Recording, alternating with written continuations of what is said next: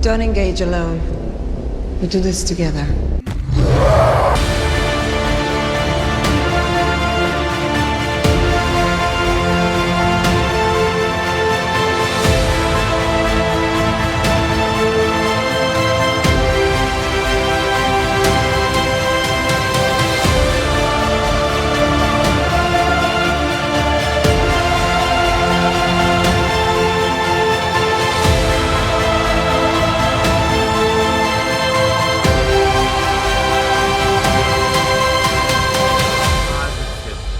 Yeah. Yeah. We got it.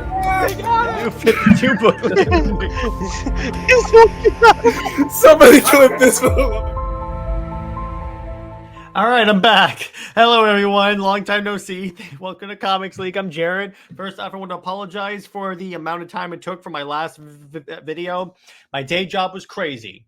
So I figured, what's the best way to start back up with these videos than to do a review of Absolute Batman? Yes, that's right. Absolute Batman #1 finally came out. And I need to say, I really, really, really like it.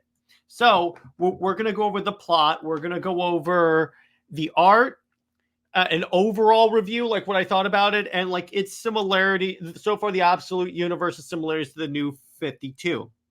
So to start off, the story is basically, all right, so we got Batman, and yes, he is jacked, and that's not like anything, like that's not like a, I know sometimes the covers kind of over exaggerate the characters, but that's not what happens here. He is the Batman who lives. But what I like about this is the story is the differences they pick. So we're the narrator of this story is Alfred Pennyworth, who's showing up. He's like an assassin, like a black ops guy, kind of like Deathstroke, kind of. And he's there. He's brought to Gotham. And apparently, he was pulled out of a job because they're tracking this bat creature guy. So Bruce is already Batman because what happened was, and they actually explained the bat thing actually really, really interesting. So the way Bruce is linked to the bats is that when he was on a class field trip at this Gotham Zoo, his father was the teacher.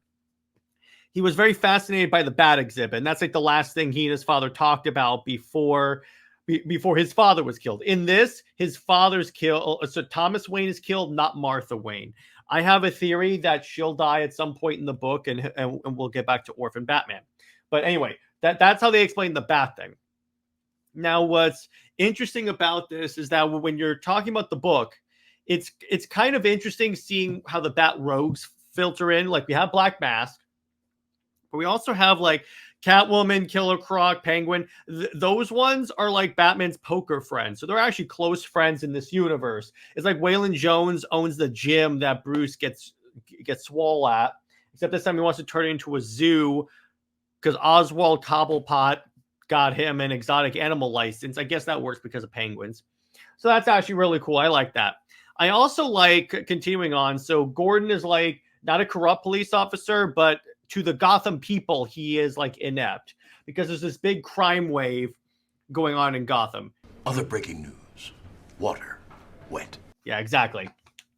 And essentially, there's an attack at this rally. And then Batman springs into action. And what's kind of cool is that, yeah, Batman has like these spikes on his cape. But what's actually really cool is, so what Scott Snyder establishes that a lot of Batman's gear is on him, like literally on him. Like, for instance, the chest logo, the rectangle logo is an axe.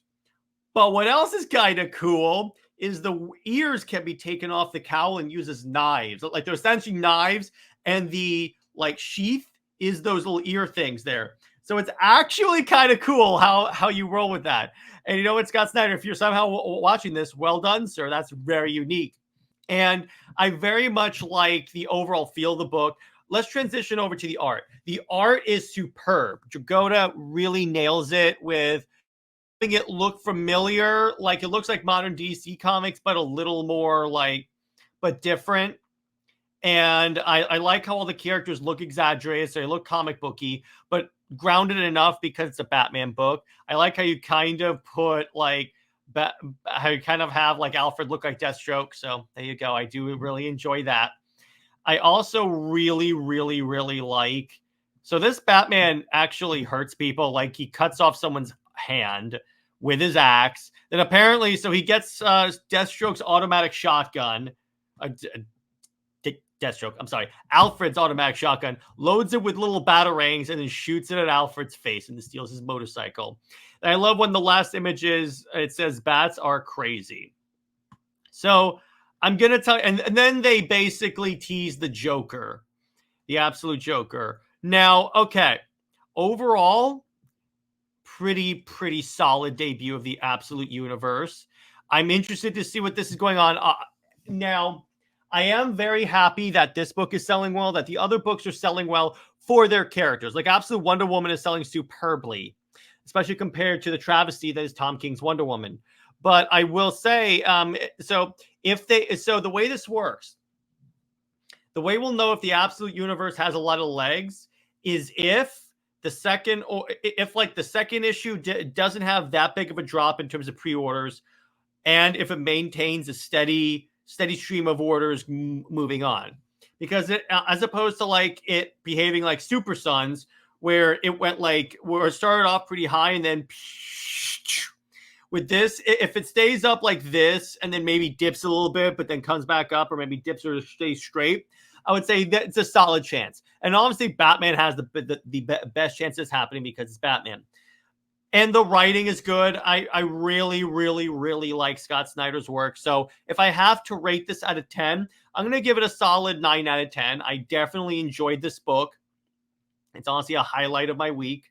And in terms of New 52, this is another thing. They're making a lot of changes in this universe, particularly with the Batman, where, because my concern going into this, and anyone that's watched the channel for a while will know, my concern with the Absolute Universe is that it wouldn't be as different from the mainline DC continuity. This is very different. Like, I am very impressed with how they manage this.